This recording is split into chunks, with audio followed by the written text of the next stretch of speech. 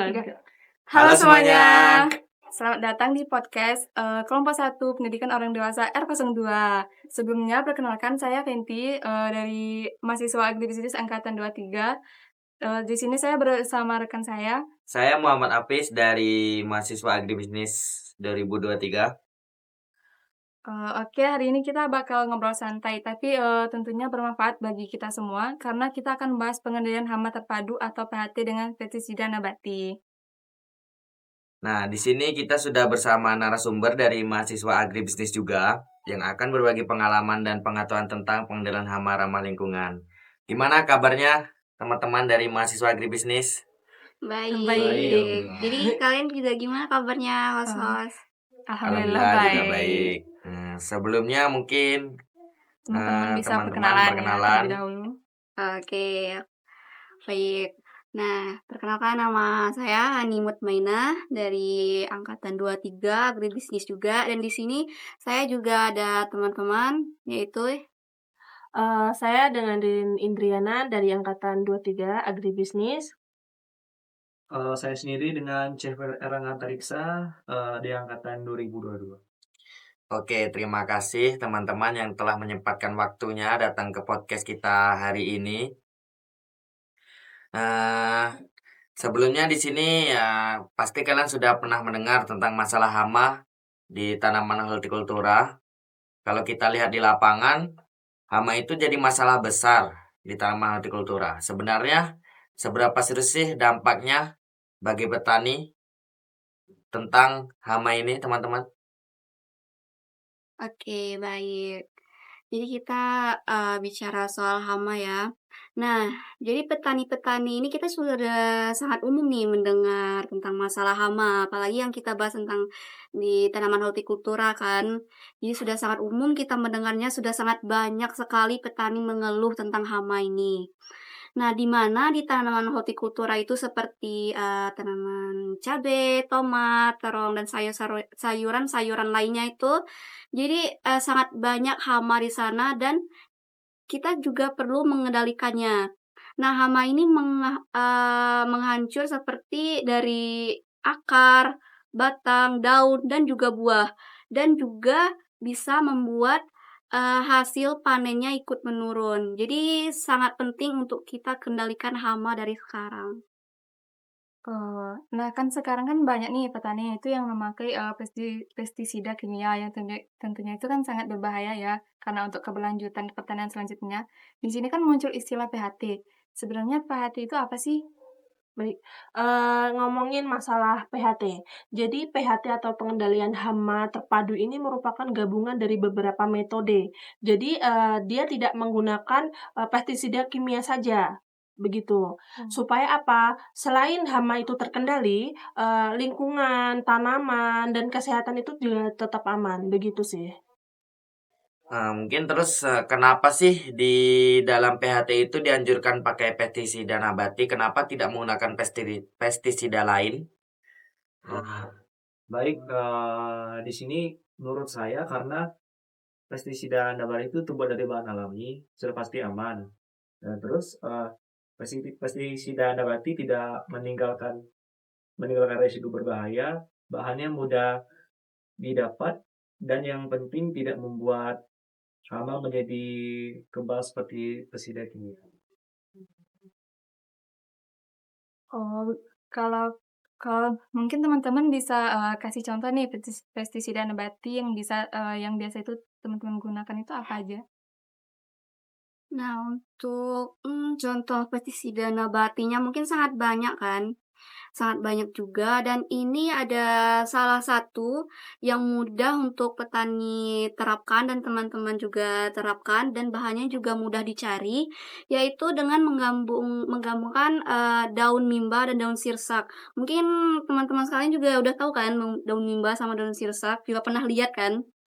Juga sangat banyak dan juga dengan mudah kita temukan. Nah, kenapa kami memilih daun mimba dan daun sirsak ini? Karena di dalam daun mimba itu ada zat yang bisa menghambat makan dan pertumbuhan hama. Nah, di daun sirsak itu ada zat racun alami yang bisa membunuh serangga seperti ulat daun gitu. Nah, jadi dengan pestisida nabati dari daun mimba daun sirsak ini sangat efektif untuk petani-petani, terutama di petani hortikultura. Oh, ternyata bahan-bahannya itu sangat mudah didapat ya teman-teman ya. Iya. Sangat menarik ini pestisida nabati. Terus cara membuatnya itu gimana? Susah nggak atau ribet nggak cara pembuatannya itu? Kalau kita bikin ya, kita cara Iya. pembuatannya itu sangat tidak ribet sekali. Jadi kita hanya menggunakan 5 bahan. Dari bahan itu ada terutama kita menggunakan daun mimba dan daun sirsak, ya, bawang putih, air, dan sabun saja. Cara pembuatannya juga nggak ribet, kita hanya potong daun-daun mimba dan daun sirsak supaya apa? Supaya zat-zat yang ada di dalam daun itu keluar. Setelah itu kita tambahkan bawang putih, kita tambahkan air, dan kita tambahkan sabun. Selain itu kita tutup selama 24 jam, sesekali kita buka supaya apa? Gas-gas yang ada di dalamnya keluar, begitu. Oh, begitu. Kalau untuk kan pemakaiannya sendiri itu gimana sih? Kalau untuk pemakaiannya, yang pertama kita siapkan 1 liter air untuk siap disemprot. Yang kedua, waktu penyemprotannya dia kemungkinan di pagi dan di sore hari agar tidak menguap. Yang ketiga, frekuensinya sekitar 2 sampai 3 kali dalam seminggu dan sebaiknya disemprotkan ke bagian bawah daun karena disitulah hama sering berada. Nah, saya tadi mendengar sabun. Sangat belum terbiasa petani menggunakan sabun. Bagaimana keamanan penggunaan sabun itu? Apakah aman digunakan pada tanaman? Nah ya, tadi di bahan-bahannya sudah, kami sebutkan ada sabun kan Iya. ya. Nah, tadi kan untuk sabun kan ya opsional kan, tetapi ya kalau bisa dipakai sabun gitu. Kenapa, kami memilih sabun, karena sabun ini, hanya untuk perekatnya saja. Tetapi kita harus, memilih juga sabunnya, cari sabun yang lembut gitu. Nah, untuk pemakaian jangan banyak-banyak, cukup sampai 2 sampai 3 tetes saja. Dan sebelum sebelum kita mengaplikasikan pestisida nabati itu ke tanaman-tanaman, kita coba dulu nih di satu tanaman, apakah aman, apakah efektif. Kalau aman baru kita mengaplikasikannya. Dan juga takarannya juga jangan banyak-banyak, cukup 2 sampai 3 tetes saja. Ya, Nah, begitu. apakah ada sabun-sabun tertentu atau hanya sabun apa gitu yang digunakan? Untuk masalah sabun sih bebas ya. Bisa deterjen, bisa cair, bisa segala itu bebas. Sesuai karena, dia sudah ada takarannya. Kalau misalnya kita melebihi dengan takaran, sabun itu kan fungsinya hanya untuk perekat di tanaman. Jadi, dia akan kalau kita kebanyakan dia akan menguap gitu. Jadi tidak sesuai dengan takaran saja. Oke, kita masuk ke pertanyaan terakhir nih. Kan teman-teman tadi sudah menjelaskan apa itu PHT, terus cara bikin pestisida nabatinya. Terus, apa sih manfaat penerapan PHT ini dengan pestisida nabati bagi petani itu? Kalau mengenai manfaatnya itu pasti manfaatnya sangat banyak ya, Iya. terutama manfaatnya itu yang pertama biayanya itu lebih rendah. Karena apa? Bahan-bahannya ada di sekitar kita, alami, sehat, terus juga lingkungan tetap aman. Sehingga apa? Tanah-tanah, daun, tanaman itu juga tetap terjaga kualitasnya. Terima kasih. Oke, terima kasih teman-teman dari Agribisnis telah menyempatkan hadir di podcast kami pada pagi hari ini.